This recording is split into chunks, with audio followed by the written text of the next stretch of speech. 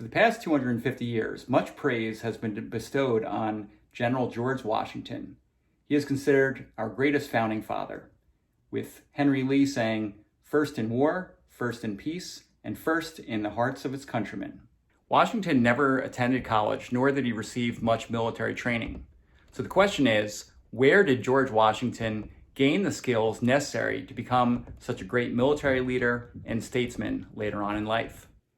To find answers, we will travel to Western Pennsylvania to the year 1754 to learn about George Washington's experience in the war that made America. Well, plus I also have to bring some furniture to my daughter's apartment, who's living in Pittsburgh, so there's that too. Welcome to Jomonville Glen, and this is the home of the start of the French and Indian War. So this remote spot in western Pennsylvania is going to be where the opening shots of the French and Indian War occurred. All right, so it appears I have the whole park to myself as I go explore where the opening shots of the French and Indian War took place, and you can go back in time. A 22-year-old colonist from Virginia named George Washington was sent by Governor Dinwiddie to western Pennsylvania, or the Ohio River Valley, as this area was called, and he was told to meet with the French and try to tell them that they are trespassing on English land and that they're to be removed. The French had occupied this land as well, and they had a fort about 50 miles north of this area called Fort Duquesne, which today we call the city of Pittsburgh. And Washington is going to try to meet with the French and figure out a way to resolve their differences. The British and the French had many conflicts in the past, and now they're here in the North American continent competing over the Ohio River Valley. And they sent Washington on this mission, and this is going to require a lot of diplomacy and skills, and Washington doesn't have much experience with this, and he also does not speak French. So he might not be the best person for this job, but he's ambitious and he's willing to take on this mission and lead the expedition from Virginia. So join me on this half-mile hike as I go into Jomonville Glen and search for the start of the French and Indian War. So come with me in the rain as we live history. So as you can see, very little has changed to the landscape as it may have been in 1754. So we are walking in the footsteps of George Washington and his soldiers. So behind me is the marker to Lieutenant Colonel George Washington of the Virginia Colonial Militia, who was sent out here to encounter with the French. And this little skirmish will set the world on fire. So down here in the Glen is where George Washington knew the positions of the French encampment, but he didn't know their intention. So he's going to approach it here. He's going to have native allies approaching from the other side, and this is going to be at the dawn of May 28th. And this is where the encounter has different points of view. So the British point of view is that the French had reached for their guns, and that's what caused the British and George Washington to fire. The French were going to say that they were ambushed at the morning, and the British fired first. So we will never know what really happened here on that morning. So in the early morning, Washington stood here, and he's going to look down upon the French encampment. And this is going to be the start of the Jomonville Glen attack, or some people say massacre, that's going to result in the death of the French diplomat. Washington is also accompanied by native allies of the Iroquois, or the Haudenosaunee, and they're led by a man named the Half King, who may want to get revenge on the killing of his father that he believes was at the hands of Jomonville. At 7 a.m., 32 French soldiers are encamped here and they're waking up to breakfast and starting their day. And this is where they will be met with a surprise attack by the British, led by Washington on one side, and the Half King and the Haudenosaunee will be approaching from this area. The French are going to call out for an alarm and grab for their muskets, and at that time that Washington is compelled to fire a volley upon the French, and the battle will ensue. So confusion will reign as the French start to retreat down here. They're going to be met with the Haudenosaunee with tomahawks, and then they're going to run back with their arms up to surrender. As the French surrender, the Haudenosaunee will take scalps of the dead and wounded, and they also want to take scalps of the prisoners as well, but Washington will refuse. At the end of the attack, 10 French soldiers will be killed and 21 will be prisoners. One French soldier is going to escape barefooted and walk about 60 miles north to get to Fort Duquesne. The leader, Jomonville, will be, according to most historians, was injured and then bludgeoned to death by the Half King, the Haudenosaunee leader who wanted to get his revenge. This event will be known as the Jomonville Affair worldwide, and at the center of it will be a young man named George Washington. So I definitely recommend, if you're ever out in western Pennsylvania, to check out the Jomonville Glen, where you can also walk in the steps of Washington and try to imagine what may have taken place here. Along this spot, 3 cultures will collide. You have the French, the British, and the native indigenous people. The 22-year-old Washington may have felt a little over his head with what was going on and the chaos that ensued, and he's going to have to try to negotiate this situation as best as he can. So this is the very site where the French and Indian War got started, and after that 7-year war, it'll lead to the causes of the American Revolution, and it's going to lead to eventually the foundation of the United States.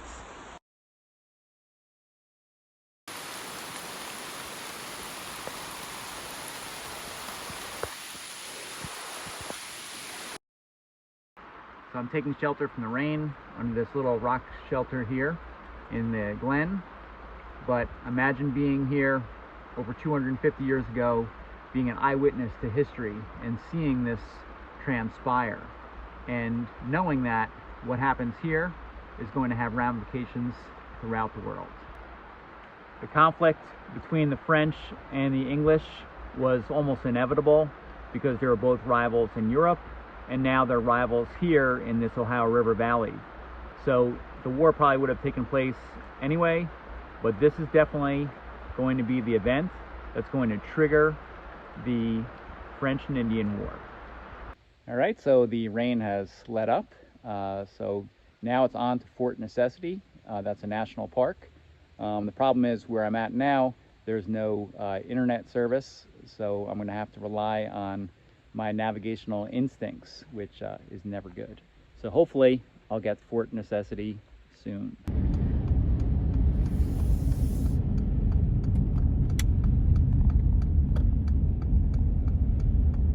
All right, so I made it here. It's about a 15-minute drive to Fort Necessity, and first they have the museum and gift shop, so let's go check out that one first.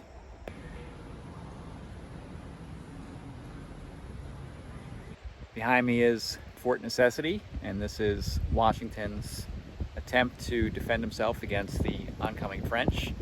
So it took about 5 days for him to build, and it's going to be housed by about 400 soldiers, going up against 600 soldiers that the French have coming down from Fort Duquesne.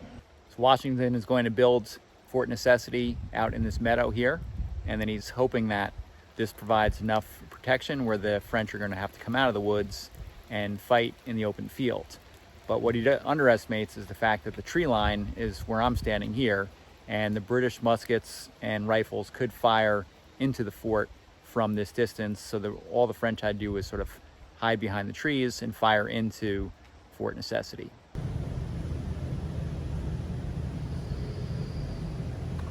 So Washington is going to be outmatched here, and his troops are going to be running out of powder.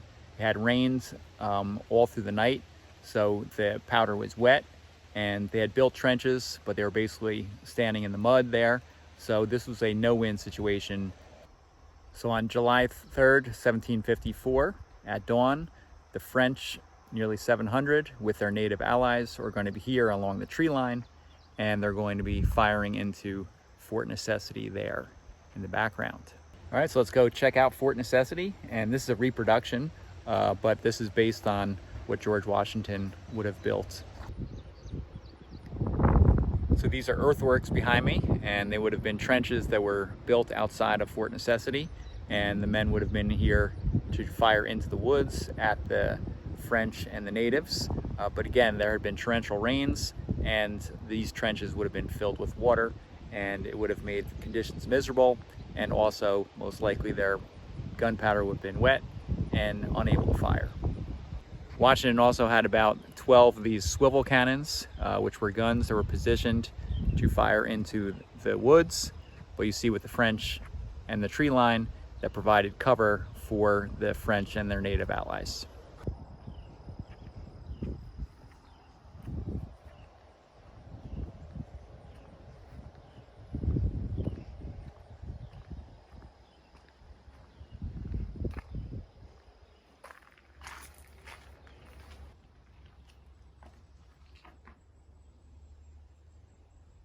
So I'm inside the small little bunkhouse, which would have stored their ammunition and supplies.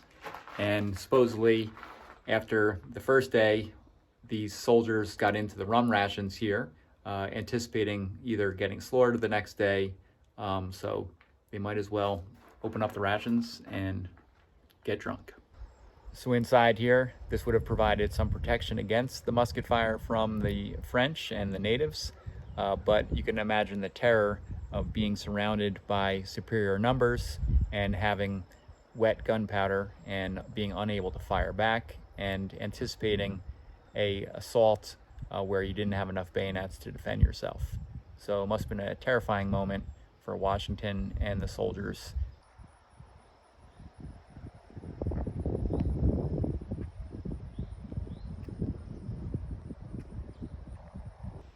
So remember, at this time in 1754, George Washington is wearing a red coat and he's representing the British.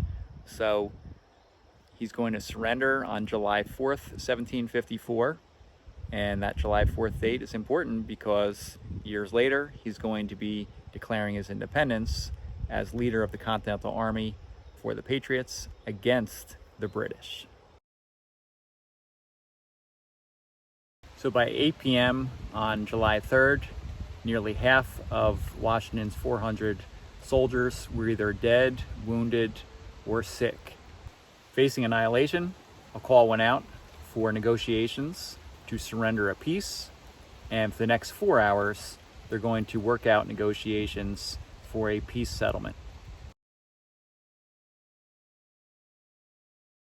So remember, Washington does not speak French, nor can he read French, so he's relying on an interpreter. So Washington will sign the agreement, and it's not until later does he realize that he has signed the document that says that he has assassinated the French officer Jomonville.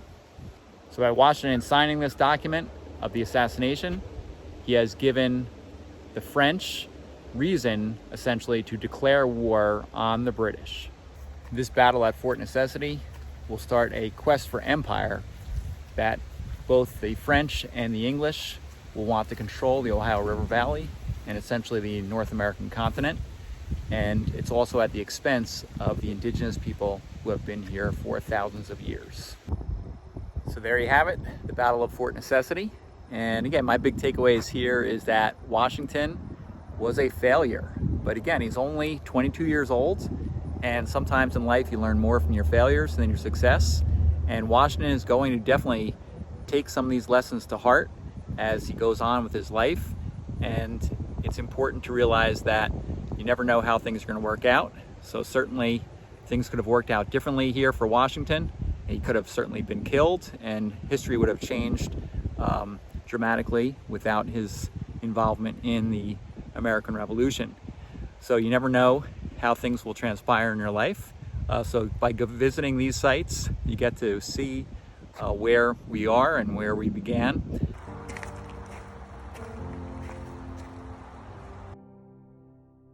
All right, so here's my last spot for the video, and this is where the National Road is. Washington first put this in, then was widened under General Braddock. And what's going to happen is the British are going to come back in 1755, this time led by General Edward Braddock, who is going to lead the assault towards Pittsburgh on Fort Duquesne, and he's going to be met with disaster. So in 1754, George Washington is going to blaze this road that then Braddock will widen in 1755.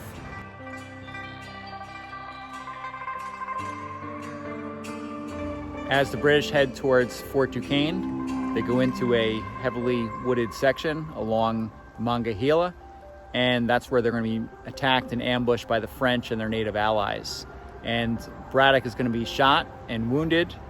Washington, who is an aide de camp, is going to lead a retreat back to this area where Braddock is going to die.